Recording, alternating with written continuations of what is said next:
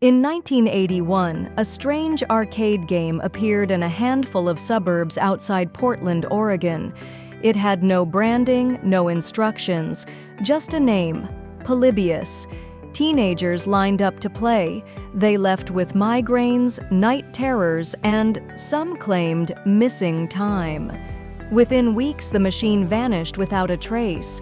So did parts of the story. What was Polybius? A forgotten experiment? A hoax? Or something darker? This is the factual unraveling of one of the internet's most enduring digital legends. The story begins in the early 80s, peak arcade fever. Coin-op machines were the new frontier, and kids were flooding dark rooms lit only by CRT glow. It was a time of Tetris dreams and Space Invader hallucinations. No one asked what these machines were doing to their brains.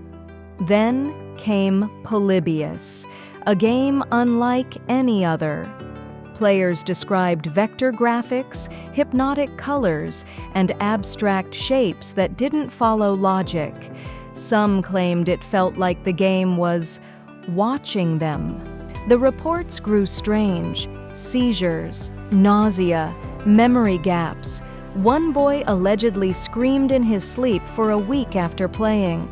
Another collapsed mid-game with a violent headache and never returned to the arcade. Arcade owners noticed strange men in black suits inspecting the cabinets, checking data logs, not collecting coins, and then, just as suddenly, it disappeared. No machines recovered, no official records, no developers stepping forward, only whispers, only the name, Polybius. The earliest known mention of Polybius appeared online in 1998 on coinop.org, a database of obscure arcade games. It listed Polybius as released in 1981 by a company called Sinneslotion, a German word loosely meaning sensory deletion. There were no other records of this company, no trademarks, no tax filings. The page included a screenshot, black background, teal graphics, and a vague description of its gameplay, a blend of puzzle solving, logic, and abstract visuals. It was enough to ignite the mythos. Polybius became internet folklore. Forums dissected it. Reddit threads speculated it was a mind control experiment, MKUltra with a joystick. Some believed it was a CIA test of psychoactive visuals. Others suggested it was military tech designed to track behavioral response in real time. Many pointed to the Men in Black detail, frequently seen in early arcade urban legends. Was Polybius just another campfire story for the digital age? Or was there something real underneath the noise? Let's rewind to 1981. That year, multiple arcade-related incidents did occur in Portland. One teen suffered a migraine after playing Tempest. Another collapsed after a 28-hour asteroids marathon. Police did visit arcades to investigate illegal gambling. It's possible that fragmented memories of real events fused over time into a single myth. One machine, one game, one black box that held all the danger. A legend born not from fiction, but from overexposure. The name Polybius itself is a clue. The real Polybius was a Greek historian who wrote about manipulation through information control. He even created a cipher, the Polybius square, used to encrypt messages. Was this just a clever alias chosen by a hoaxer? Or was the title a signal meant to encode the purpose of the game itself? Play, learn, forget. A cipher hidden in plain sight. In 2006, a man named Stephen Roach claimed he had developed Polybius as part of a secret South American studio.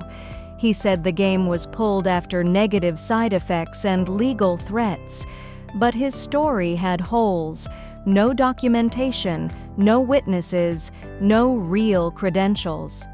Investigators later traced parts of his account to fictional blog posts designed to keep the mystery alive. Even the so-called truth teller turned out to be part of the performance. Myth feeding myth, a recursive legend. Today, Polybius is widely considered an urban legend, but some truths remain unsettling. The US military did experiment with visual stimuli for psychological impact. MKUltra was real. The CIA used light, sound, and drugs to manipulate perception. There are documented cases of digital-induced epilepsy and memory disruption. And the fact that no physical cabinet of Polybius has ever surfaced, that might just make the story stronger. Over the years, developers have created fan versions of Polybius, attempting to simulate what the original may have looked or felt like. Some are neon nightmares of flashing vectors and sound loops. Others are more psychological, triggering vertigo, discomfort, paranoia. But none have captured the full effect described in the original claims. Maybe they were never meant to. Maybe the original wasn't meant to be played, but to test how people react to the idea of danger. A ghost in code form. Polybius may not have made people disappear, but the idea of it, what it suggests, is something we're still haunted by. A game that rewires your brain, a screen that watches you back, a machine designed not to entertain but to erase. We may never know the full truth, and maybe that's by design. If you're drawn to the edges of reality, where facts glitch and legends breathe, subscribe to Null Index. There's more just beyond the screen.